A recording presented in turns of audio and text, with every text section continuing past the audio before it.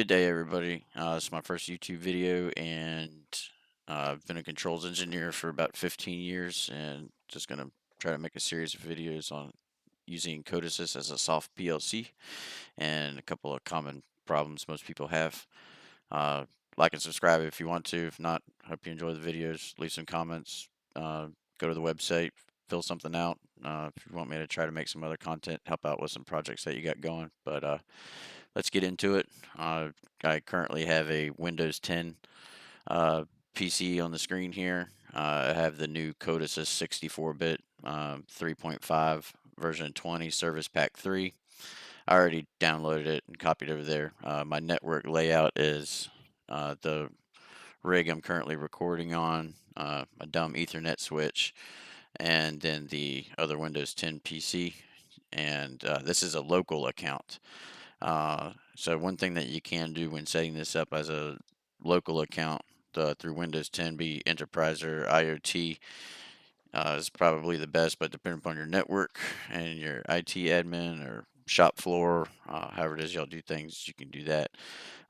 One thing that we can go ahead and set up is like a auto logon, and so how we want to do that is we want to do the run app, and we do net plwiz, and you can see here that I have this account. It says YouTube here, and I'm selecting this, and this checkbox here, it says users must enter a name and password. We can uncheck this box, click apply, and then we can type in your password for it, and then you click OK, and then click OK, and so now it will automatically restart without having to do that, kind of like a PLC if you cycle the power on it.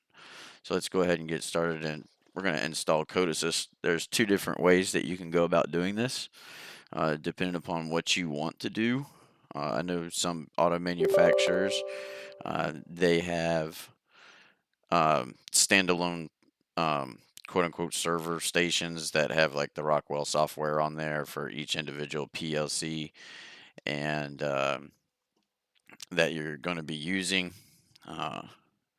So you can do that here too with Codesys. You can put the whole development IDE on there, or you can also just put the soft PLC.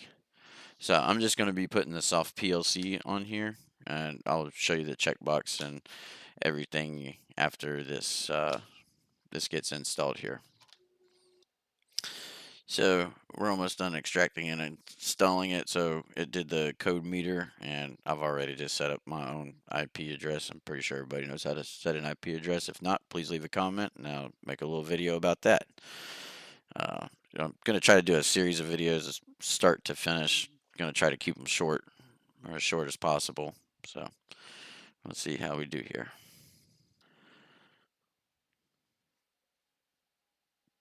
So now we're going to come here. We're just going to click next, accept all this stuff, read the notes, yeah.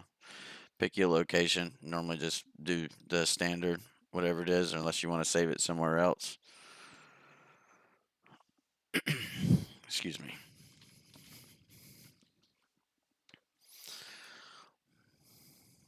Old Windows 10 PC is a little slow. Sorry about that. So if we wanted to do the full complete, we would hit obviously complete, and that would install the full IDE and everything, where you would need to update all of the modules and everything like that. But if you just want to turn this PC, IPC, you can, we're just going to do a custom, and we are going to take out, oh, sorry.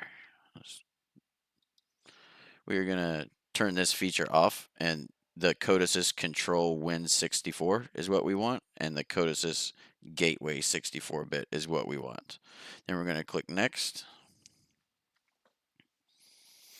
And here we're going to allow it access through the firewall. We need to do this because if you're going to be programming from another source, and the full IDE, it will allow it to pass, depending upon network, and you got to change a bunch of stuff. But we need to check this box here, and install, and now we're going to wait on the installation. This normally goes pretty quick. Could take anywhere from 2 to 5 minutes, depending upon whatever IPC or computer that you happen to be putting it on.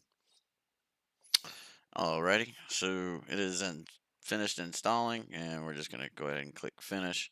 So now down here in the toolbar area, you'll see this little grayed out box that says Codesys Control Windows System Tray stopped. This is going to be our soft PLC, and then our Codesys gateway is running. And then currently, right now, this machine is set up and ready. You can right click this and say Start PLC. You can exit PLC control and it will stop this. You can manually right click this Start PLC and you'll get this little error, talks about what it's doing. You can say don't show this again if you'd like. And then if we come down here, now we'll see it's red and it's actually running. So right now, in the Codesys IDE on another machine, you'll be able to scan the network for a device, and pending your network is set up properly, you would see the name of this IPC and you would be ready to download your project to it. And another question that comes up a lot is, well, it doesn't really start all the time. You need to get it to start by yourself. There's a couple of ways you can go about doing this, but the best and easiest way I have found to do it is you can go to your administrative tools.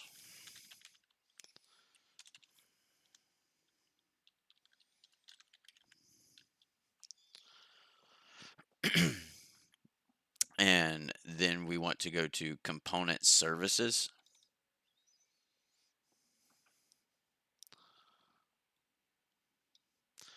And we can do services local.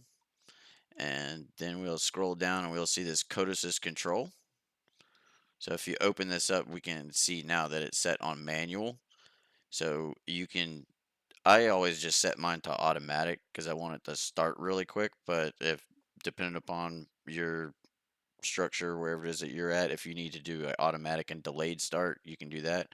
But just for this video, we're just going to put automatic, and we're going to click apply, and we're going to click OK, and then we can just close this out. So now when the PC restarts, uh, it will automatically turn on this here, which when we download a project to it, will also automatically start the target visu, the HMI side, if you're going to be using that as well. So we'll go ahead and we'll do the restart.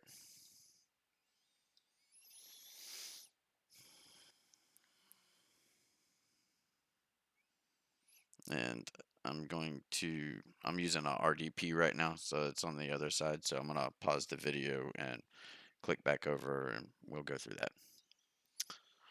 So as soon as it came online, our PC automatically started back up, and then we can see down here that all of the services are starting up right now.